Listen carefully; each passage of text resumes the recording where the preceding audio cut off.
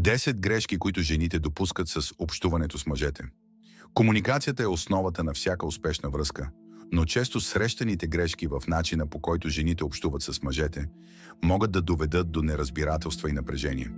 Понякога тези грешки остават незабелязани, докато не се натрупат и не предизвикат по-сериозни проблеми в отношенията. Всеки от нас има своите уникални нужди и очаквания, но разликите в емоционалната и психологическа нагласа между половете често изискват специфичен подход. В този текст ще разгледаме 10 често срещани грешки, които жените допускат при общуването си с мъжете, и ще предложим начини за тяхното преодоляване. Опит за промяна на партньора. Една от най-честите грешки, които жените допускат, е опитът да променят партньора си така, че той да отговаря на техните идеали.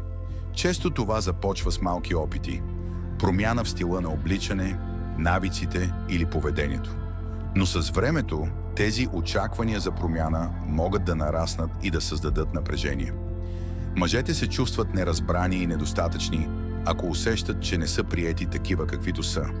Вместо да опитвате да го промените, може да се фокусирате върху разширяването на собствените си хоризонти, като се научите да цените различията.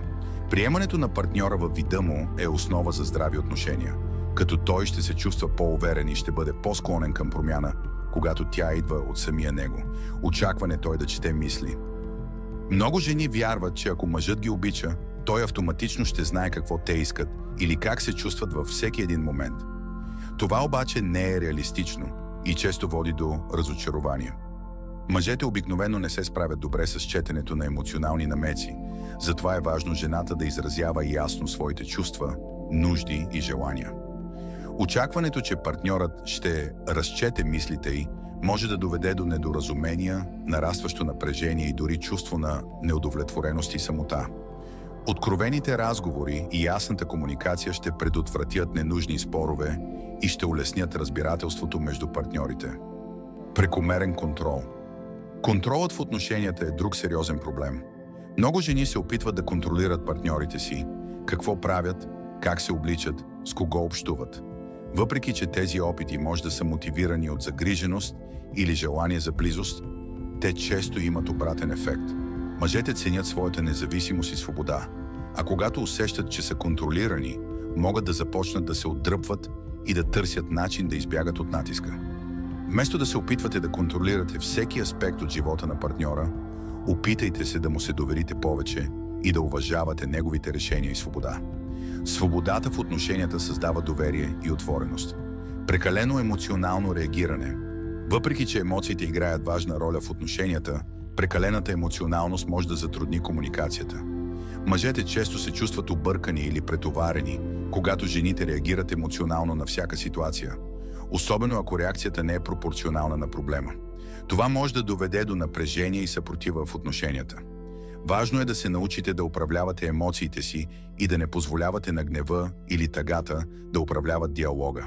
Когато възникнат конфликти, опитайте се да ги обсъждате спокойно и рационално, което ще помогне за намиране на решения, вместо да създава нови проблеми. Сравняване с други мъже. Сравняването на партньора с други мъже е опасна грешка, която може сериозно да накърни отношенията.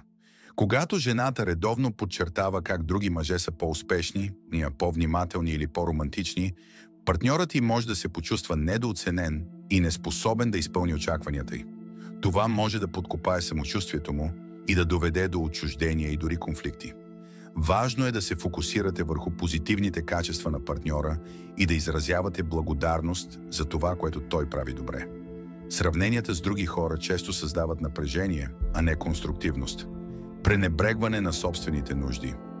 Жените често поставят нуждите на своя партньор пред собствените си, което може да доведе до чувство на саможертва и натрупано недоволство. Макар че компромисите са важни в една връзка, е също толкова важно да не забравяте за собствените си нужди и желания. Когато една жена пренебрегва себе си в полза на партньора си, тя може да се почувства изчерпана и нещастна. Здравите отношения се основават на баланс.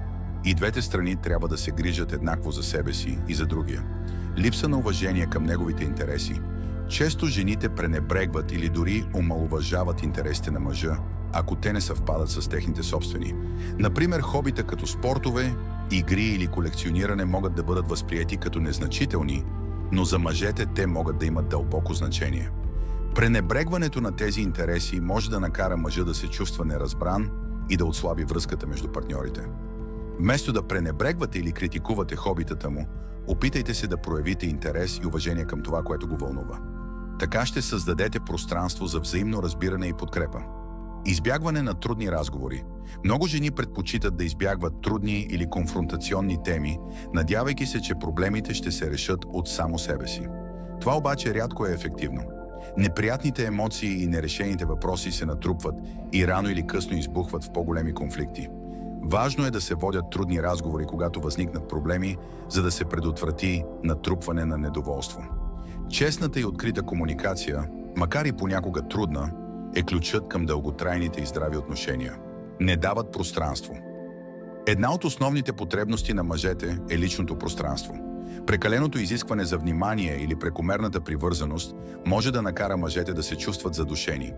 Те имат нужда от време сами, за да презаредят и да се свържат с себе си. Ако жената не осъзнава тази потребност и настоява за постоянно присъствие, това може да доведе до отдръпване.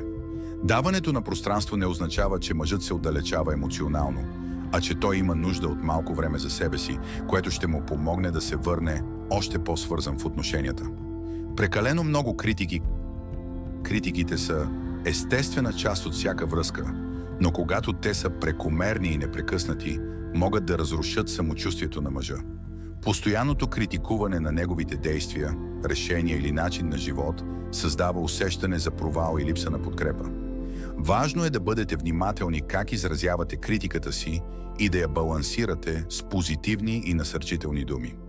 Мъжете, както и жените, се нуждаят от одобрение и подкрепа, за да се чувстват уверени в отношенията си. Ключът към успешната връзка е в осъзнатата и отворена комуникация. Разбирането на мъжките нужди и начини на мислене може значително да подобри качеството на отношенията. Избягването на тези често срещани грешки, от прекомерния контрол до липсата на уважение към неговите интереси, ще доведе до по-дълбока емоционална връзка и хармония в отношенията. Всеки проблем в комуникацията може да бъде разрешен с търпение, внимание и готовност за промяна, което ще донесе положителни резултати за двойката.